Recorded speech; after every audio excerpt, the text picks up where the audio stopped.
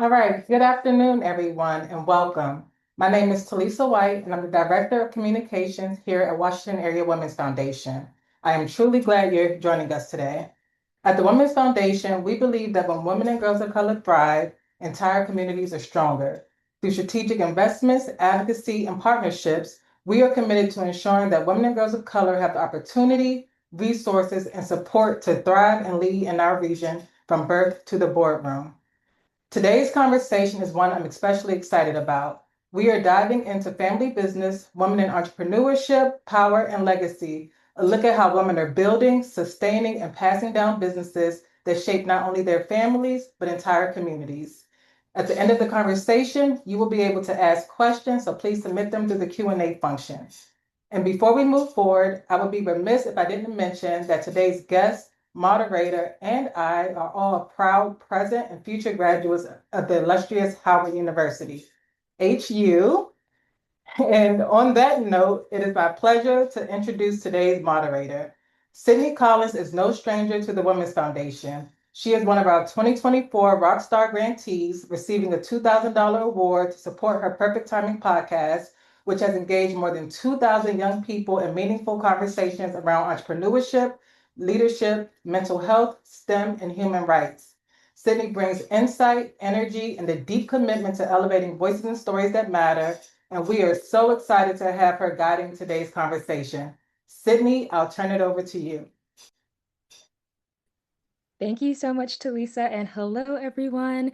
As she said, my name is Sydnie Collins. I'm a junior, now rising senior, wow, at the illustrious Howard University. So I love that there's always bison in the room wherever that goes. So I'm really excited to be here with you all. And we're going to jump right into this powerful conversation that's really going to be, I feel like, an inspiring one for all of us here. So it is my honor to introduce our featured guest, Stacie Lee Banks, president and co-owner of Lee's Flower and Card Shop Incorporated. Stacie oversees large-scale event execution, vendor relations, and operations, while also representing the business in spaces like this one. She begins decades of hands-on experience and strategic leadership to this family-owned company. So she's been part of this business for more than 50 years and has stepped into the role of president in 2012. Congratulations. Stacie, welcome. We are so lucky and excited to have you. Thank you so much, Sydnie, and thank you to the Women's Foundation for inviting me to speak. I'm so excited to be here and Absolutely. with the I love the mission. Women's Foundation and how Yes, they're always trying to honor the ladies in our area. absolutely. And for those of you guys who are just joining on, we were having a little catch up in our backstage before the webinar started. And I was telling her, I was like, I pass your shop every day on U Street in DC because it's right next to Howard University. And I had no idea that it was Black owned, let alone woman owned. And so I was like texting my friends, I was like, guys, I know what we're doing next week. We're going flower arranging and we're going to stop by this shop. So we'll see you Yay. there. So let's go ahead and get started. So, of course, there's an origin story to everything. So, I'd love for you to take us back to what was the inspiration behind your flower shop? How was it created? And what was the moment that allows you to carry it forward today? So, Sydney, our shop was founded by my grandparents actually in 1945. So, if you do the math, that's 81 years ago. So we are so proud of them for having the insight or the forethought to start a business. And so they started the business at 918 U Street, which is 2 blocks from where we are now. And they started, my grandfather was a Pullman porter on the railroad. And so if you know any history on them, on the Pullman porters, they were what who brought the black middle class to different cities because they traveled up and down the on the railroad to different cities, bringing newspapers and things from their different port calls, and actually brought culture and different things to the middle class. But anyway, he was a Pullman porter. His brother had a flower shop right on W Street, right by Howard, and his brother asked him to come into to business with him because they were so busy. My grandfather came, he kind of learned the business, and then he said he wanted to venture out on his own. So he started our shop at 918 U Street, as I said. Um, he asked my grandmother to join him. She was in Canada. She was from Montreal, Canada, and they had a 2-year-old, and she joined him, and they both had to have other jobs to when they were really getting started with the shop. So my grandfather was a bus driver, and he would do the morning route, then come open the shop. And then my grandmother worked at the Census Bureau, because that's what a lot of African American people worked for the government back then. So they really had an entrepreneurial spirit, and they passed that on to the next generation, their only son, Richard Lee, my dad. And then my sister and I, third generation, we're now the owners of the shop after my dad retired at 70. And but he's still around, and he still gives us sage advice on whenever we have any kind of problems. But we've been pretty good lately. But no, I always credit my grandparents with starting our legacy, and just creating what we are still enjoying today at 81 years later. Wow, what a stunning legacy. I love to hear that you guys were able to build this up over so many years. Funnily enough, I was joined in a panel, or attended a panel that USBC was a part of a few weeks ago at Howard University, and the president, Ron Busby, was talking about, the importance of integrating into family businesses, because everyone's an entrepreneur, everyone wants to start a small business, everyone wants to start some sort of venture, but there's always already so much money like standing right next to us, our siblings, our parents, like there's that kind of building up creates an incredible foundation of not only generational wealth, but just like that entrepreneurial spirit throughout your entire family. And so I'm also glad to hear that, your daughter runs your Union Station location. So Yeah. not only are you branching out, but it seems that the legacy has continued, which I love to Yes. hear. But I want to know, like, was this the route you always thought you would take? It's very important, to discuss how, like, even though it started from your grandparents, even that might have been like big shoes for you to fill, or you did you feel kind of that obligation to like step into that role, or was this something that you were brought up in and being like, this is something that I always knew I wanted to do? So I think I want to say that I always had a passion for flowers. Just sitting at my grandmother's footstool learning the business, and she took me around and showed me not only the design part of flower arranging, but also the business part. And I mean, I love my Howard education, my School of Bee. But I think I learned so much from her, because it, you can't learn how to run a small business in any class. It just has to be kind of intuitive, and you have to, I guess, because every day is different in a small business. For It's sure. never like cookie cutter kind of days, but um, I don't know. We just, learning from her, and then teaching our children. Not only is my daughter a part of the shop, but my niece Joy she does our social media. And you have to have young people doing your social media, because they know how to navigate through. Where I mean, she had to help me today with with my background, but. Um, and then my other niece, even though she has a full-time job in the government, she helps us with our HR functions. So we keep it in the family. My husband comes and works with us during the holidays. He's a banker, but he works with us at Valentine's Day and Mother's Day. So that's just a given in our family. If you're married to one of us, you have to kind of work. And my sister's husband works with us as well on the weekends.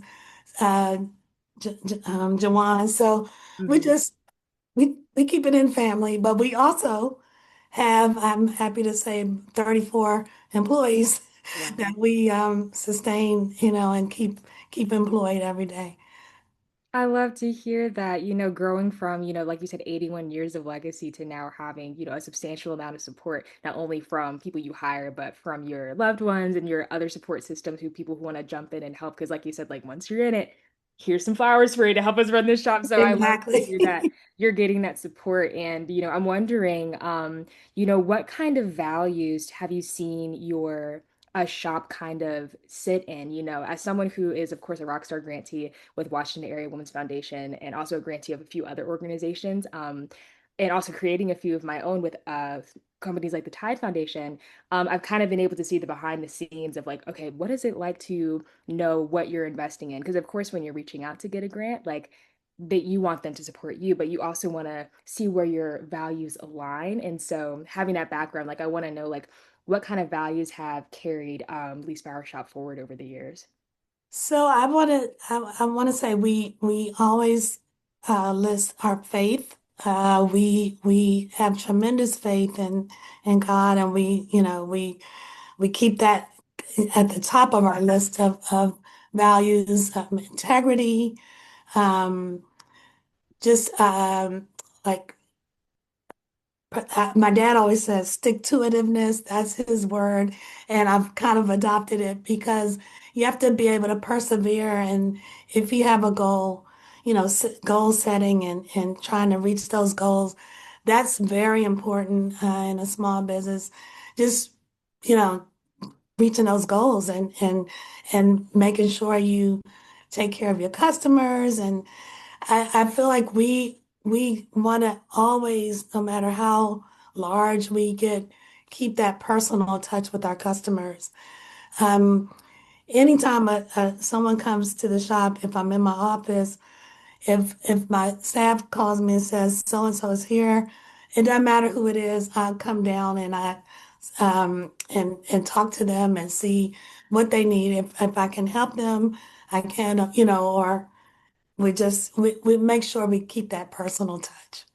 Absolutely. And like you said, like that's how you become relatable and wanting to make sure that you're reaching and meeting people where they are. And especially in this new generation, like speaking back to, allowing your daughter to help handle your social media, like this new age of technology has a little bit of a extra touch when it comes to our generation. And so it's just like leaning into that piece to let your audience know, to let your customers know, like we're here for you. This is our values. This is that of family business. And of course, when you think of family, like you think of moments of empathy or, connection. And so like to have that thrive throughout your business, I feel like is also what cultivates loyalty and just like that overall support. And so I'm really so sad in my almost 3 years at being at Howard, I had no idea that you guys had such this long-standing business right next to me. But now this is something that I can start and share with my community, just being so inspired with you already.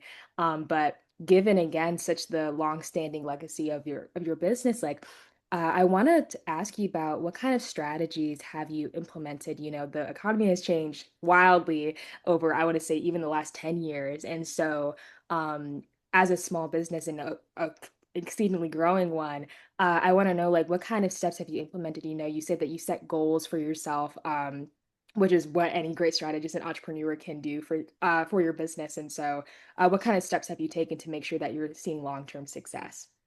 Well, I want to also give credit again to my grandparents because in 1968, after a couple years in business, they had the opportunity to purchase a building 2 blocks from where they were, and that is where the building that we're in now at 1026 U Street. They purchased our building, and that was the best thing they could have done, in life for us because had and I do want to mention that the building only cost them $75,000 back in those, in 1968, which, in those days, I think it was a substantial amount for them then, but now the building is worth millions. And that created the legacy, that created the strategy to keep going. Because I always say this is if they didn't purchase the building, we wouldn't still be here because we wouldn't be able to pay whatever rent it would Yeah. market rate rent it would be on U Street in a building of that size. Once you come in, you'll see. But it's that was the pivotal point in our the life of our business. But also it's keeping um, up with the current technology. You know, as soon as computers came out for florists, my grandmother was like, "We're getting computers," and even though I was the one that had to learn how to use them, she was open to new technology. She didn't say, "Oh, we always wrote our orders out, and we're going to keep doing that." No, she let us continue, and so that put that spirit in my dad, and then and me when my daughter or Joy, my niece, or anyone, any of the younger people say we need to try this. We're open to trying new things so that we can keep current with the next generation. I love that. And that I feel like that's true entrepreneurial spirit, like having an open mind. Like you said, there's Yes. something different every day. You're gonna have great sales one day and you might have a week of just like stillness, and it's like how do you pivot from that? And that's when you look at new strategies, new innovation, who can you collaborate with? What Yes. new technologies are out there that are gonna help us stay on top of our workload? And so not only does it make you better prepared, but it's also great for efficiency. Like you're giving uh investing into another piece to make again your business continue to flourish and thrive. And so staying on that economic note, from your perspective, how do you think local policies either support or create barriers for small and especially women-owned businesses like yours? And what changes would you make, or excuse me, what changes would make the biggest difference for entrepreneurs trying to build something sustainable? I'm looking at our current administration and how there's not a huge priority for small businesses. And so I think that translates into yours. And it's like sometimes without getting that, maybe sometimes federal or government support, and really relying on your community. What kind of barriers do you think that you faced? Well, I'm going to say that I'm going to go in another direction and say that I feel like the DC government, local government, has been a tremendous support for small businesses, women-owned businesses, minority-owned businesses through the CBE program. So those are there's all kind of programs that you can look into for small local businesses. There is the Great Street Grants, we've been the recipient of a couple. We've also received a legacy grant from DC government. So there are different grant opportunities that you can look into. And then there's also the Green Book, which is a SBE opportunity guide that lists over 1.5 billion dollars in planned city contracts and procurement opportunities. So there are things out there that you may have to do a little research online to Yeah, find and um, locate. So, but it is a lot to do, and they do ask for a lot of information. So you got to have all your T's crossed and your I's dotted for those kind of things. But there is funding out there for small businesses. Whereas at the time when my grandparents started the business, they had to borrow $100 from a local friend, from a funeral director at Fraser's Funeral Home, which is no longer even there anymore. But there is funding out there, and you just have to do the research and find it. So I absolutely. would say that would be a barrier if you don't have the time or the energy to look for it. You may not find it. Absolutely. Yeah. And I love that you said that you're getting tremendous support from our DC community. Me still technically being a resident here for a few years, I'm originally from Maryland, so I'm not too far away. So, Yeah. but getting used to the support that, you get here is incredible to hear. And it's exactly what you said. Grants are a process. And again, being behind the scenes or on the planning part of like building a grant, for this council that I was a part of, it took us over a year to do all the research required to make sure we were asking the right questions, like, are we reaching the correct demographic? And so all of that is to curate and make sure that we're reading a specific target audience and that translate into what you guys are able to provide to us so we can help you in the best possible way. So when those questions sound kind of similar, there's a difference, we promise. And so it's just that specificity that makes it easier for us to know what is being invested in and easier for you to share with us like your mission and everything. And this is for everyone who has a small business or who is trying to get into the funding world. It really is specific. And again, like with if use your community, use the local like organizations that are close by to ones that are investing in Black owned businesses. Because I think that when it comes to financial stability in general, like over years, we are we're wanting to see a lot of more investment in Black communities, and I think a lot of people see that we don't get that same kind of investment as our white counterparts, which is very true. But again, it's trying to change that narrative, trying to reach out anyway, trying to apply. If you need to hire someone who helps with grant writing, that's a step that we can take as well, to help again increase your business. So I'm really appreciative for your perspective on that. Yeah. Yeah, that is what we did. We did hire a family member. Right. Do that. I love that. And so, again, still on that economic note, what kind of economic mobility or maybe like financial freedom do you think that you can define for yourself like over the years? And how has that been for, again, your family? Like you said, your daughter owning this, or excuse me, yeah, running the store at your station location, having family come in. How has, your experience with entrepreneurship also shaped that definition? Well, it just gives them a step up because they didn't have to start it from scratch. And Yeah. so that created a form of economic mobility that kind of, they were able to, I mean, saw us growing up working.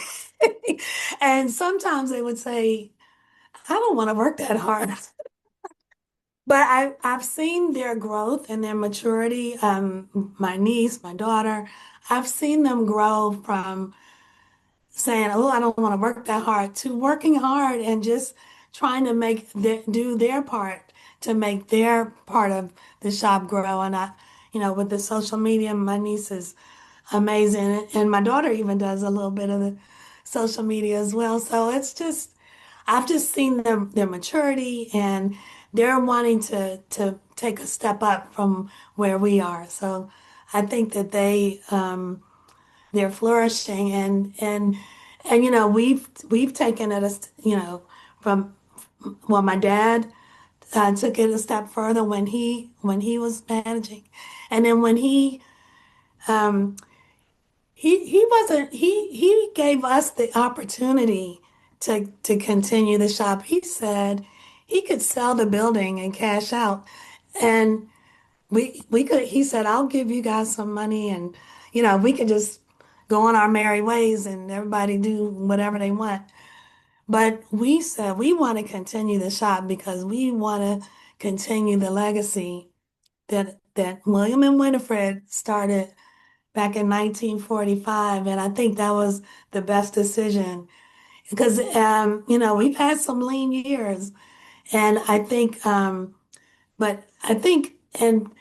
a lot of people think that during COVID, we went down, but we kind of shot up during COVID because we were making those contactless deliveries that everybody wanted. They weren't able to connect with their loved ones. So we were able to do it through flowers. And, we would leave them on the porch. And I mean, our business really picked up since then. So we, we've been doing an upward trajectory since then. But, we're modest and conservative still. Yeah. Yeah, I'm really honored, really, and proud to hear that, it's gone in that upward direction. I think that the pandemic for a lot of people has been somewhat of a blessing in disguise, even though it was a kind of a scary time, not kind of, it was a Yeah. scary time for a lot of people, whether they were dealing with someone who was dealing with the complications of COVID. And, Yes. sometimes that bouquet of flowers is like the only smile that they could have to hold that week, the only kind of warmth that they could have that week. And so that again speaks to those values of like, we're trying to give you guys joy. We're trying to Yes. give you a piece of something to look forward to or something to smile about. And so again, that speaks again to the values of how they've grown over time. And so even for me in my like professional trajectory, like if it was not for the pandemic, I would not be having this conversation with you. I wouldn't have seen Hmm. the potential that I see myself in the entrepreneurial space when I started speaking and podcasting. And so it's interesting to see how something that might have should have been like a really like kind of scary time for us has been incredibly transformative for us. And honestly, you stepped out on the better side of that for sure. Yeah. And speaking to those connections, those contact lists, maybe, and just your community at large, I want to know, like, can you share any specific businesses who you've collaborated with or have supported you over the years? Collaboration is very important when it comes to entrepreneurship, and so especially small businesses, do you lean on each other to maybe garner support, whether it's from a small repost on social media to hosting an event together? I'd love to hear who you've collaborated with over the years. So we have hosted what we it was this this was before COVID. We had the Flower Power Happy Hour Oh, every Friday where we had half price on all our flowers, and we would invite local musicians and artisans to come in and kind of do pop-ups at the shop, and that was a tremendous help to the community. People would come in selling their soaps, their candles, and jewelry, and just everything. And we still offer that like during Art All Night or any maybe a great Saturday. We will let people come in and sell like do pop-ups in the shop, and we also mentor other shop owners. I have a young woman in New York who we talk every morning around 6 o'clock because flower business is an early business, for sure. as Yeah. you know. But so we collaborate and we talk about different things. I would say the Congressional Black Caucus has been a tremendous customer of ours over the years, and they just celebrated 50 years, and we did their centerpieces. So So you did their centerpieces for the ALC? yeah, yeah. I was there and I loved that. Oh, Love to see. hear it. Yeah, and I mean we've a lot of organization, organization. I can't call them out right now, but we've enjoyed the support of our community. People have been so supportive of our shop, and I we feel blessed and honored to serve our community. These whole 80 years, and just it's just been a tremendous journey. I love to hear it. I'm so excited to step into this hidden gem that I've just passed over the years, and just to get a taste of the greatness that you've been able to pour into the community over the years. And I love to hear that you were able to do those flower arrangements for the Congressional Yeah. Black Caucus. Like I Uh, simply remember, I think it was like the prayer breakfast on the last morning. I was like, mhm. so pretty. I was like, can I take them home? Lovely job. Thank you. Thank you. I also would love to know, before we get into any like Q&A questions, and this is everyone's time to start taking those notes. I've been like scribbling my some of my own notes as well, just to come up with some questions that you guys might have for Miss Stacie. So I want to know, like, when one woman-owned business succeeds, the impact often extends far beyond the owner.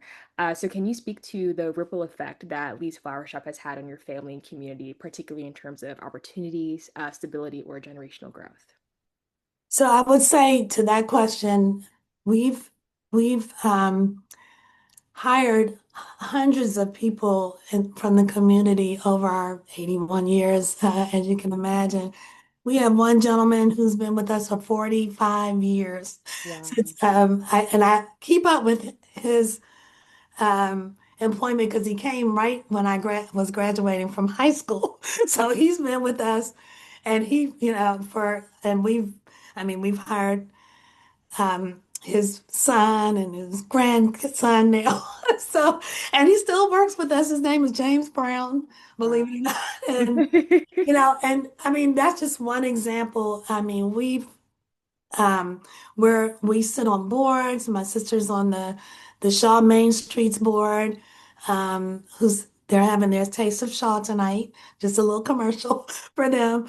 And then I sit on the Duke Ellington School of the Arts board, the N Street Village, Martha's Table. So we are entrenched in the community. Yeah. We all live in DC. So it's just we are DC. We just we're DC folks. I love it. Yes. And so I think it's amazing that you've had again such that incredible employee retention from James and how he's been able to just come in and like honestly create a family with you guys within itself. Yes. So again that speaks to the longevity of the trust that you have within your community. And you mentioned earlier that you've had a lot of mentors over the years who have supported Lee's Flower Shop. And so I want to know like who were those people and how were you what kind of connections have you seen grown over the years? Oh my gosh. My grandmother and my mom, I had actually worked with both my grandmothers, my grandmother Rita, my grandmother Winnie. So I mean, my family members are my mentors. Um, but I mean, oh my gosh, I start naming names. I have a cousin, Sharon, Robinson Goods, who coached me through this because I'm such a introverted person that I'm not, I don't, this is not my out of my comfort zone. So Yeah. she sat there with me for 2 hours last night saying, "You can do this, you can do this." So I mean, I have so many people that have helped us over the years. I just, um, you know, can't even think of right now. Yeah. But just seeing strong women uh, throughout my life. They are all, I look up to them all. I love to hear that. Yeah, and mentorship is incredibly important, and Absolutely. I've had conversations with women and who say that they call their mentors like all a part of like their kitchen cabinet. And so there's someone for a little bit of every piece of their Yes. life, maybe their personal life, spiritual, entrepreneurial wise, I definitely know that I have a few mentors who I can call and I'm like, I don't know what decision to make on this. Like, can you help me out? And like they just help me guide the way. And it's like, and I'm like, oh, like I'm a lot more capable than I thought I was. Exactly. Like Yes. sometimes I just need that 2 hour power call of someone being like, Sydney, you can do it. Yeah.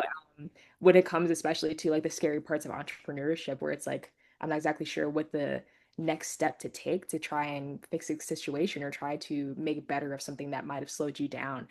So that community is incredibly important, and I'm glad that they've been able to be for you over time and how that's Yeah. translated into you supporting other businesses. And so Of before we course. open up into Q&A, I wanted to ask you a fun question that we have here. So after all these years in business, what would you say is one flower that perfectly represents you as an entrepreneur and what makes it so you? So I searched my mind because when you have children, you can't pick a favorite. So it was Right. hard for me to figure out, but but the way you phrased the question, which flower represented me as a business person, I would say a carnation. Oh, And wow. it's because carnations, and most people say, "Oh, I hate carnations. Don't put carnations in my in my arrangement." But I like them because they're hardy, they're long lasting, and they're economical. So that describes me to a T. My mom taught me to be, economical, conservative, and so. That's me as a flower carnation. I loved it. I love that. I would say my favorite is probably I don't know if it I'm still learning about meanings of flowers, Uh-huh. the presence of it all. But I'm a big fan of hydrangeas. I think Oh they're yes, I love love to hydrangeas. Yes. I remember I made a friend last semester and I invited her to my birthday party in November and she asked me for like my two favorite colors. And I was like, oh, my favorite colors are yellow and blue. She showed up to my party with yellow roses and blue hydrangeas. I was like, you were spot on. Like these are my favorite Oh, flowers. And that's so so sweet. again, just another example of how, like that could just brighten someone's mood and like with them like knowing just maybe not as much about you than you originally thought. So I love how you relate to carnations and I think they're beautiful. I do Um too. but I think again it definitely speaks to like your hearty spirit and how it's been able to carry up Lee's Flower Shop. Yeah. Mm-hmm. So I'm gonna go ahead and break into Q&A. I see a few questions in the chat here. Um, okay, want to make sure I check that comment first in the chat. So an anonymous attendee asks, what is one thing people will be surprised to learn about in a flower business? I think the amount of hard work there is to be a florist because especially the design part, you're on your feet all day. You can't sit down and design because you're, you'd be reaching up. I think it's a lot of hard work. I mean, you get your steps in if you're wearing a Apple Watch, you're getting your steps in For because sure. you're walking around, you're lifting buckets up. It's not as glamorous as people think. People used to will come in and they'll say, "Oh, I want to work in a flower shop when I retire because it looks like it's such a peaceful job." And we just crack up because I mean, it looks peaceful because you're with flowers and they're beautiful, but it's a job just like, you know, every when people go to their job and they have to do a report, you have to do an arrangement. So when it's your job, it kind of takes a little bit of the fun out of it. And also, there are so many deadlines. Hmm. Like they have to have 20 centerpieces by 6 o'clock in the morning because there's a breakfast at 7. So the deadlines and all of that makes it tougher than people realize. I can imagine, Yeah. just, you want to make sure that it's perfect, and God forbid you show up somewhere and it's the wrong flowers. Yes. And like you said, like they create an atmosphere and an ambiance, and so you don't want to bring the wrong ones. Yes. And but yeah, I think that's really funny. Like, I didn't really consider all of that, when it comes to I thought it was really flowery and fun too. You come in, here's a bouquet for you, nice and lovely. Have a good one, And Yeah. it makes me think about how when I was like growing up, I was like, I really wanted to have a green thumb. And I was like, this gardening stuff is harder than it looks. Like there's I know you probably stop by Howard every now and then, but every time, spring comes around, they have beautiful tulips. And Yeah. I remember reading a long time ago, like how kind of tricky it is to like plant those. Like it has to be like a certain level be underneath the soil. Like, they're like Hmm. planted in the winter, then they're grown. And so every time I see them, I was like, they planted the tulips, right? Yeah. And I just think, there's like a lot of background that goes beyond, just preparing the flowers themselves, preparing Absolutely. them out, making sure again that they're in the right order and everything, having 20, 50 of them by 6 a.m. the next day, like you said. And so Hmm. yeah, what a misconception that people might have, but it's important to learn. Yeah. Sure. I want someone else said, how do you handle disagreements or decision making within a family-run company? That's a good question. So that is a good question. And it's tough on families in business because especially when you live with the person and so you're working with them and then you live with them. Yeah. So I feel like it's tough. And that would be a good question for my daughter because she works for her mom and so her mom is her boss and then she's her mom. So sometimes she'll say, "Mom, I wish we didn't have this relationship because she wants me as a mom and sometimes I show up as the boss because I'm like, okay, so why aren't you at work? Or Right. so it's tough. It's a tough thing, but we it takes I would say it takes a lot of therapy too. Yeah. But we strive to get along, and I'll take my sister and we work very well together. We're like what I always say yin and yang because she's very different. She's very bohemian, very people person. I'm more numbers, and so we stay in our lanes. So that's how we get along. We stay in our lanes. She does what she does best. I do what I do best. And sometimes there may be a crossover or friction, but we've learned over the years to try to work it out. We work it out. So Yeah, and clearly it's, played a big benefit to you all to, again, be able to have those moments and work through it and continue to push forward. And so absolutely. my mom is also, she's my manager, so I call her my momager. And we run into those same things sometimes as well, where it's like, all right, we might have a disagreement about something about this, but, we still got to go to dinner tomorrow and act like, Yeah. we're besties. And, I love my mom and, but sometimes, creating that overlap. And I think she could probably relate to you in terms of Hmm. trying to turn off manager mode when we're like in a more personal setting.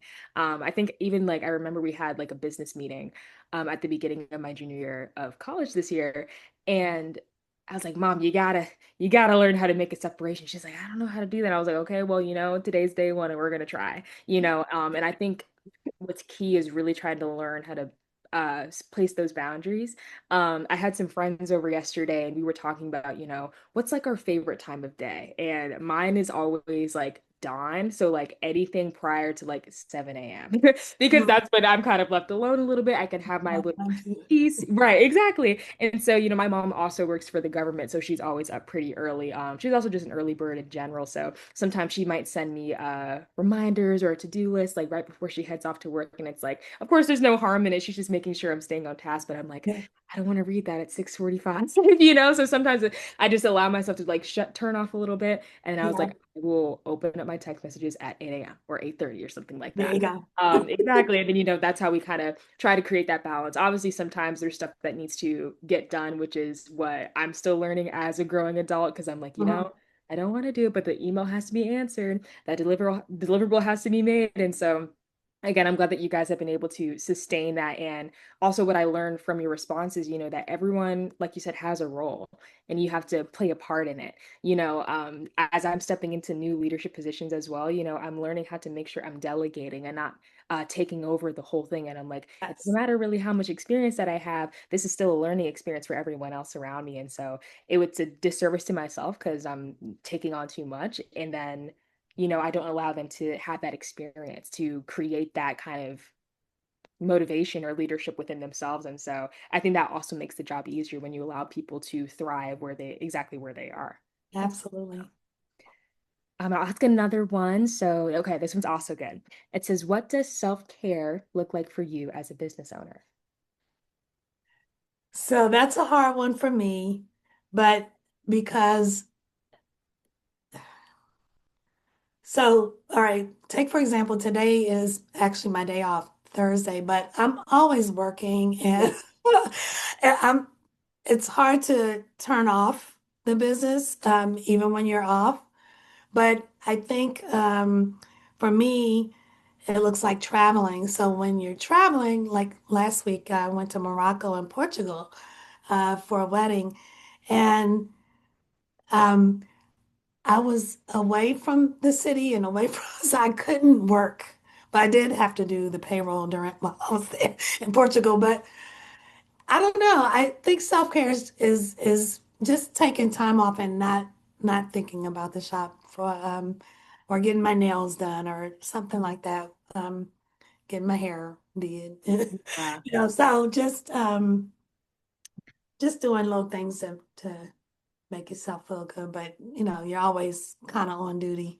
Yeah, yeah. And like you said, it's kind of hard to make sure that you're creating that separation when you're off, be off all the Yeah. And when you're on, be on. Yeah. Honestly, like I said, there's times where, you got to step out in the middle of, your self-care session to respond to a quick message, respond to a quick email, as is the life of an entrepreneur. Yes. But, having the busy lives that we do, like, it's going as far as scheduling in that time, scheduling that nap, scheduling that FaceTime call with your friend you haven't seen in a while, or that mentor, take yourself out to lunch, get your nails done, feel pretty, like making those steps, because once that workload gets to really get heavy, you realize you're like, I haven't done anything for myself in a long time, and you start to get restless. And then, that translates into your workload, into your work ethic, because you're so, you're probably feeling a little stressed on the inside. And so when we take those steps to make sure that we're actually like putting ourselves first in some ways, like it makes a huge, huge difference. And so I love to hear that you're creating those steps and having real moments where it's like, sometimes I can't turn it all the way off, but we're getting there, and we're going to Yes. continue to get there. Yeah. Working on Yeah. it. This next question I actually really like, given to your legacy and everything. So, Miss Tamara Lawson asks, she thanks you for being here. Oh, thank you. And what has it been like to have a front row seat on U Street to the city's growth and evolution? You have Ben's Chili Bowl right down the street that's been here for years, founded by Virginia. And so I've met her before. She's incredible. So there's a very rich history there. So she wants to know, what's that growth and evolution been like? So U Street is an amazing place, has transformed since when I was going to McKinley High School, I used to say, "Oh, my parents' shop is on U Street." Oh my God, because it was not the grand place that it is now.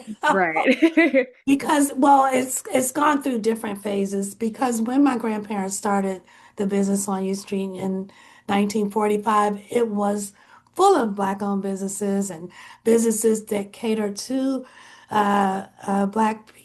people, because we couldn't go downtown to the Garfinkels and the Raleighs. Those stores, we couldn't try on clothes there, but the shops on U Street were there for us. So, um, I've seen it back in the heyday, and, Pearl Bailey, Duke Ellington, they used to play there. And then it went through another phase where it was like a drug play, 14th and U was like the red light district. Yeah. And then when the metro construction, that was a hardship for us. And then now Metro's there, and it's kind of like a thriving place. There are three businesses that have been there. That's Industrial Bank, which was started in 1945. And Industrial Bank is actually where I met my husband. Oh. And we've been married 33 years. So he worked at Industrial. He still works there. And I went in to open up a bank account and got a husband. Look at So this money and husband. yeah, and funny you mentioned Virginia Ali. She was a bank teller at Industrial Bank, and Ben Ali came in and met her and pulled her right out of the bank. And they have a thriving business. We actually did their wedding flowers. So, um, it's U Street is transformed. I feel a little bittersweet because it feels a little gentrified, but those main, I call us the trifecta, Ben's Chili Bowl, Industrial Bank, and Lee's Flowers are still there. And then we have a couple hair salons and barbershops that are there as well. So we're holding on. Yeah, clearly. And I walked through with my friend the other day, we had no destination. We were like, let's just go on a walk and see where we end up. And actually looking up for once and around like U Street, I was like, there's so much more here than I thought. We found like a little like hole in the wall coffee shop that's like turned into one of my new favorite places, and seeing that growth, I think, is really beautiful. Like over the years, I think that's what a cute meet cute and like story to tell that you met your husband at a bank. Yes. Like you got money and a husband. I think that's hilarious. Um, Right. and then again, building that connection with Virginia Ali and doing her flowers for her wedding, I think is Mhm. so special and cute. But yeah, that's really like that generational growth and family that you Absolutely. with within people around you. And then as Black entrepreneurs are growing in the DC community, you Yes. get to see more people step and create their own legacies right outside your flower shop. So I think that's lovely. Yeah. And I looked up to people who start their businesses from scratch because I was kind of just, I Yeah, I stepped kind into of it. just fell into it. But I think that that takes more determination to start your own business. So I applaud you for doing that. I love it. Yeah. And so, of course, everyone who's listening, like, it's never too late to start. You could have an 80 plus year legacy like the Banks family, and continue to grow and thrive. So let her be an example of what it means to just start and bet on yourself. So I think we have time for one more question. Someone asks, I think this one might be a little bit more personal. Can you talk about how you manage childcare while running your own business? So so I'll take my daughter for example. She has a 2-year old, and if she can't get her to daycare, she brings her to the shop, and she's able to do that.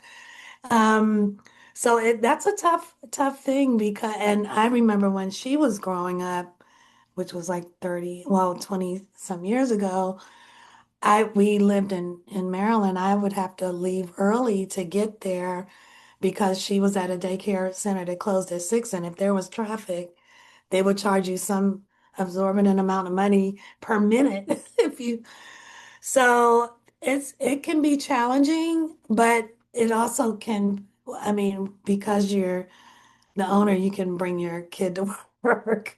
So I don't know, it may get on other people's nerves, but well, Exactly. And I bet it makes it incredibly easy for her. And another pro to add to the list of, the benefits of having a family-owned business. And so just gonna, hey mom, like I'm just gonna drop this right here real quick and I'll be back. yeah. Yeah, yeah, Yeah. And so I mean I think that creates a great environment for her kid as well because she gets to be in that entrepreneurial spirit to see absolutely. step Absolutely. into it. So she gets to say when she owns the next shop, because you'll have a million locations. But as the years go on, growing, and she'll get to say that she got to grow up in that and see what it's like. And so I think that's awesome. Well, we all start out at 12, so that's how I can say I've been in the business for 50 years. I started when I was 12, so and if you do the math. Right. And that's how you get 50 started. years, so now Yeah. it's 51 years. Wow, wow, wow. It's been such a pleasure to learn more about you and your story. I've had so much fun just Thank you, seeing Sydney. how something that's been up the street from me for the past 3 years has had such an incredible legacy. And I promise I'll be stopping by and I'll be bringing fellow patrons with me. Please But if do. you're in the DC community or everyone that's listening or have joined us this afternoon, please stop by. Treat yourself to some flowers. Mother's Day is right around the corner. Get your mama some flowers. But thank you so much again, Stacie Lee Banks, for Thank joining you. us. It's been incredible to learn more about you. And that's all the time that we have. So I'm going to pass it back to Lisa. Yes, thank you, Sydney, and thank you, Stacie, for such a thoughtful and inspiring conversation. And we can attest to the fact that the flowers are beautiful. We just bought a few for our speakers at our latest State of Women and Girls breakfast. So great, great, great arrangements. And it's also been great to hear about all of the connections. And Stacie, you mentioned you served on the board of Martha's Table. They were actually one of our inaugural grantees for our maternal health and birth equity program. So we're working with them right now. Oh, And today's discussion is just a reminder that entrepreneurship is more than business. It's about ownership, legacy, and creating pathways for future generations. And at Washington Area Women's Foundation, we are proud to support and invest in women who are building that kind of impact every single day. And so to everyone who joined us, thank you for spending time with us today. We encourage you to stay connected, continue the conversation, and support women-owned businesses, including Lee's Flower Shop and your communities. Thank you and have a wonderful afternoon. thank you so much. Thank you.